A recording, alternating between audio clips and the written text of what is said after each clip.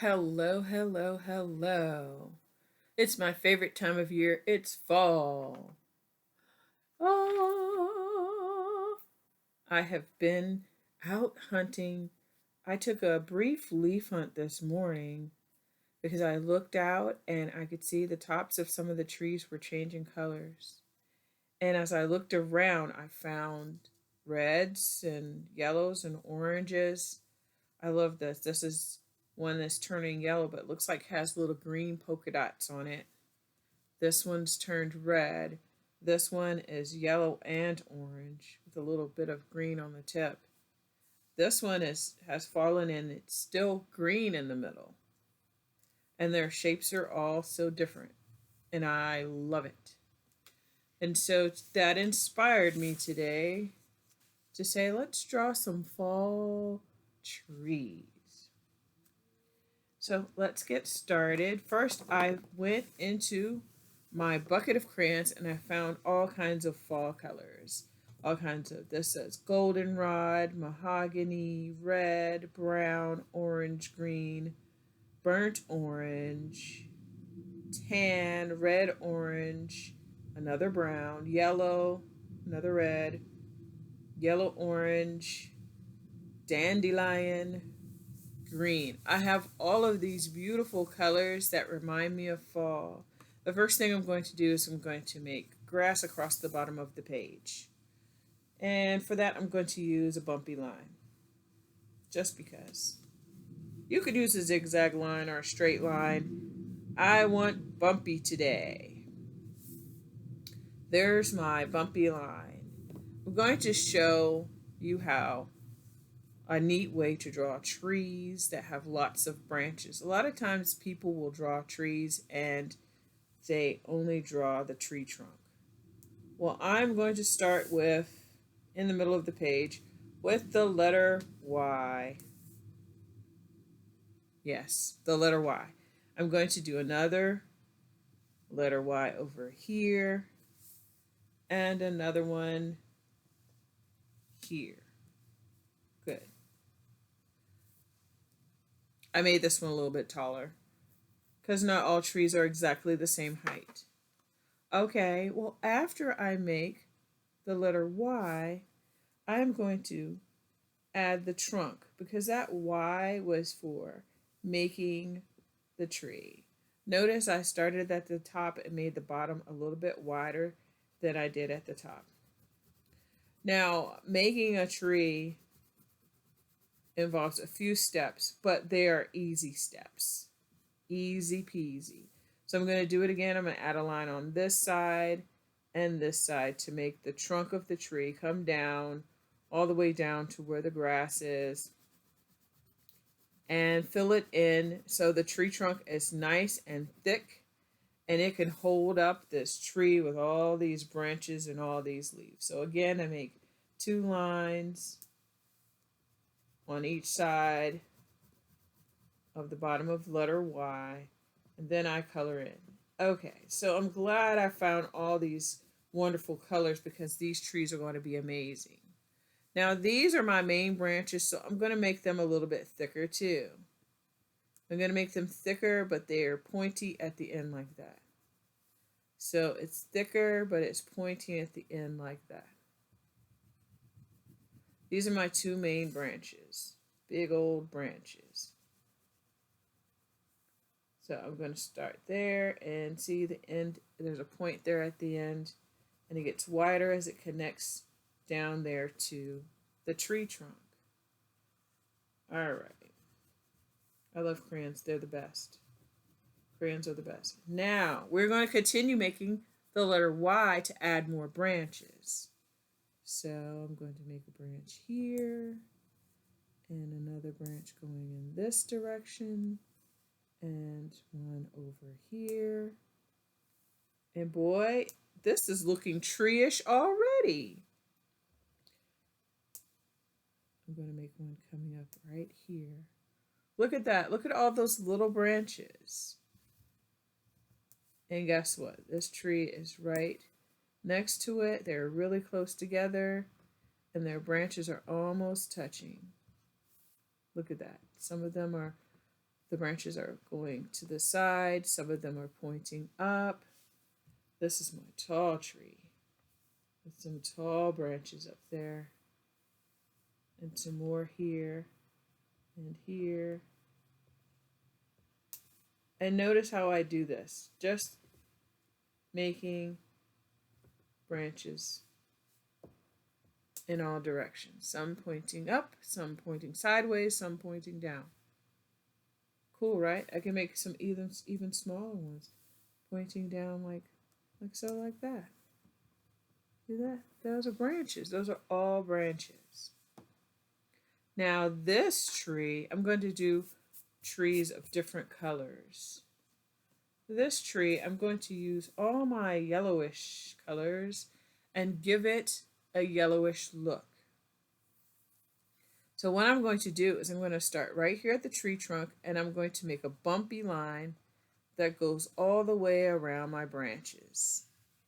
It bumps all the way around, like so, like that. And then when I color in, I'm coloring like with a swirly loopy line that's just all over the place.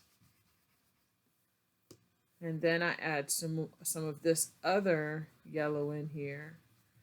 Because when I look at a leaf and the leaves on the trees, they're not all exactly just one color. So I'm adding some different kinds of yellow in here. And now I'm going to add this light yellow in here. And all the little white spaces that were there when I first started are starting to disappear.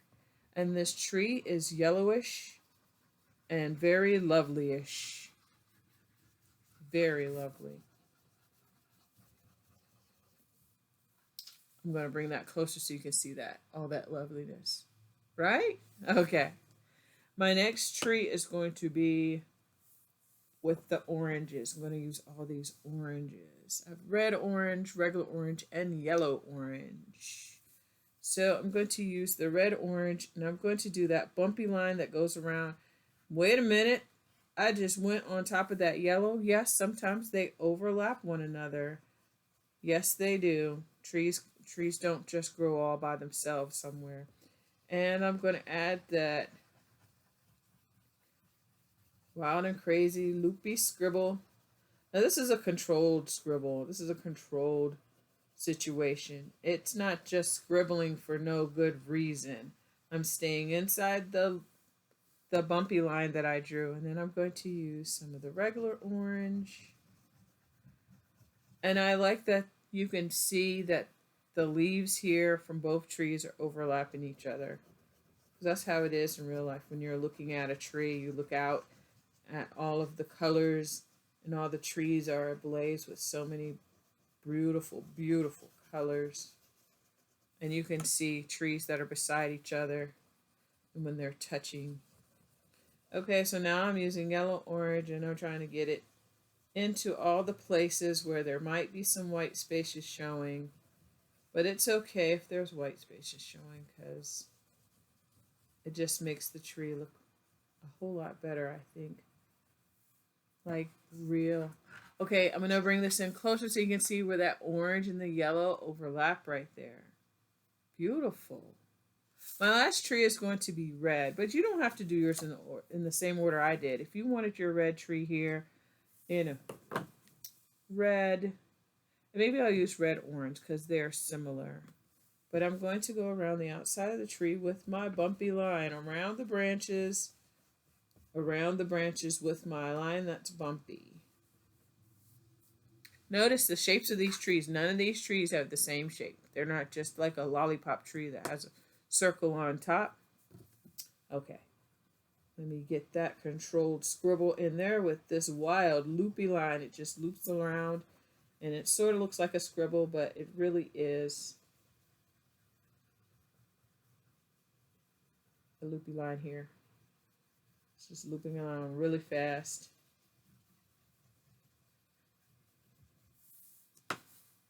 I like to use that technique to color in trees because Who wants to take the time to draw thousands and thousands of leaves on a tree? Not me.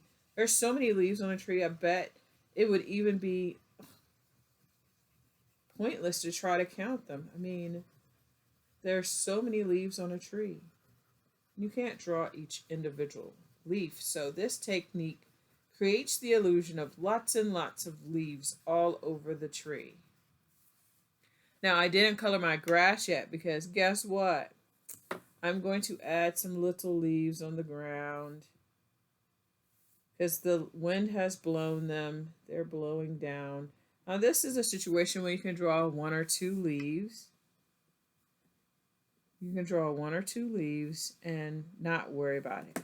Now, I'm not putting all of the red leaves by the red tree because the wind blows them and they are all mixed up together. So I'm going to put some leaves that are falling and some leaves that have traveled over by neighboring trees. And I'm going to keep going with that, and I'll show you what it looks like when I'm done. All right, so I'm almost done here. And what I had to do after adding the leaves is take my time and color around each leaf. I didn't want to color over it with the green and ruin the beautiful color that it shows. So I took my time and went around each leaf to color in the grass. There are leaves falling, there's leaves on the ground, and some of the leaves are brown because they've already changed to that brown color. The next thing you could possibly do is go in and add your sky. And remember that the blue sky comes all the way down and touches the ground. And again, I'm coloring lightly because I do not want to ruin the beautiful color that I have made with these beautiful fall trees. I'm going to lightly color the sky and lightly with this blue. I never really color hard with the blue because it is such a dark blue in the crayon box, but the sky is always such a beautiful, soft blue. So I'm very softly rubbing a little bit of blue all around the trees to make it look like that soft blue of the sky. This fall picture is very peaceful and very, for me, it's a happy scene. I love fall. I love to see the leaves change colors on the trees.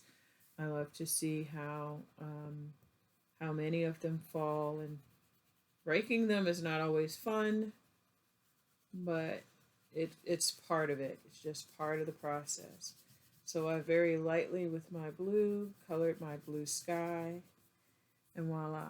And then my leaf friends have just come out to just visit me, and when I look at them, I see all these colors, and that's what inspired today's drawing of a scene with fall trees. And it's like a landscape. This is a landscape. A landscape shows a natural scene, and this is a natural scene of fall. I hope you had fun with this. Come back and draw with me again. Thank you.